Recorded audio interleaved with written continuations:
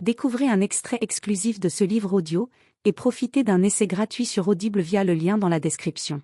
Ce sens-là, ou bien dans l'autre. Maria recula pour procéder à un bref examen. Là, vous avez mis le devant derrière, non? Oui, je le sais, répondit madame Oliver. Je le sais très bien, mais en fait, j'ai l'impression qu'il est mieux comme ça. Ah bon? Pourquoi? Demanda Maria. Ma foi, il est fait pour, j'imagine. Et c'est sûrement voulu aussi bien par la modiste chez qui je l'ai acheté que par moi, expliqua madame Oliver. Et pourquoi trouvez-vous qu'il est mieux à l'envers? Parce qu'on voit ce joli ton de bleu et le marron foncé, et que, d'après moi, il me va mieux quand je le porte comme ça que dans l'autre sens, qui est vert mêlé de rouge et de brun chocolat. À ce moment-là, madame Oliver ôta le chapeau, le remit et l'essaya de travers, à l'endroit, d'un côté puis de l'autre, ce qui n'emporta ni l'approbation de Maria, ni la sienne propre. « Il ne faut pas le mettre carrément à l'envers, c'est vrai. Ça ne vous va pas au teint, vous ne trouvez pas? Ça n'irait au teint de personne, d'ailleurs. En effet, ça ne fera pas l'affaire. Je crois que je vais devoir le mettre dans le bon sens, en fin de compte. » « À mon avis, ce sera quand même moins risqué, » déclara Maria. Madame Oliver ôta le chapeau, puis Maria l'aida à enfiler une robe bien coupée, en fin jersey de laine, d'un délicat coloris puce, et enfin à rajuster le couvre-chef. Ah, « Vous êtes d'une élégance » s'extasia Maria.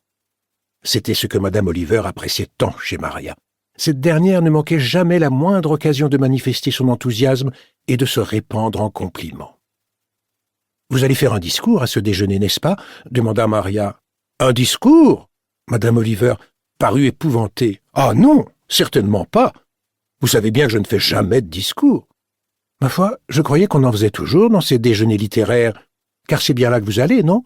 Les écrivains célèbres de 1973, ou de je ne sais plus quand, de l'année en cours, quoi. »« Je ne me sens jamais aucune velléité d'en faire, » précisa madame Oliver. « Des tas de gens qui adorent ça en feront, et ces gens-là sont bien plus doués que moi sur ce chapitre. »« Moi, je suis sûr qu'en vous donnant un peu de mal, vous en feriez un sensationnel, » rétorqua Maria, s'adjugeant le rôle du démon tentateur. « Alors là, pas question, » décréta madame Oliver. « Je sais ce qui me réussit et ce qui ne me réussit pas. Les discours et moi, ça fait deux. La seule perspective d'avoir éventuellement un jour à en prononcer un me fait déjà piquer un phare et me met dans tous mes états. S'il me fallait m'y résoudre, je ne tarderais probablement pas à bredouiller ou à répéter 2 fois la même chose. Non seulement je me sentirais idiote, mais j'aurais sûrement l'air d'une gourde par-dessus le marché. Tandis qu'écrire un texte ne m'a jamais posé aucun problème. Un texte, on peut le rédiger à la main, l'enregistrer à l'aide d'un appareil ou le dicter.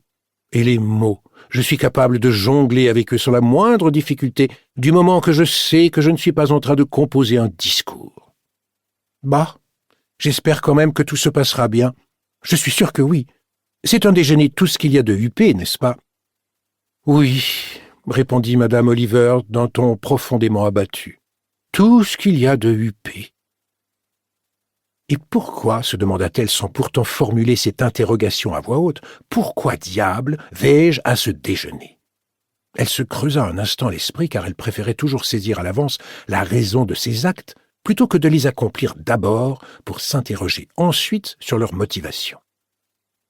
« Je suppose, conclut-elle, toujours pour elle-même et non pour Maria, qui, alertée par l'odeur de la confiture en train de déborder sur la cuisinière où elle l'avait imprudemment laissée, venait en toute hâte de réintégrer ses quartiers. Je suppose que je tiens à voir quelle impression ça fait. On m'invite toujours à des déjeuners littéraires ou autres festivités du même acabit, et je n'y ai encore jamais mis les pieds. » Parvenue au dessert de son déjeuner de gala, madame Oliver poussa un soupir de satisfaction en picorant les reliefs de meringues dans son assiette. Elle avait toujours raffolé des meringues. Or, celle-ci couronnait délicieusement un déjeuner véritablement délicieux.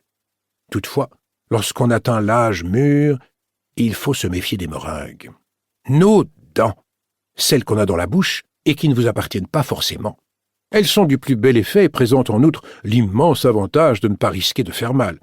Elles sont d'une blancheur immaculée et tout à fait plaisante à voir, exactement comme des vraies.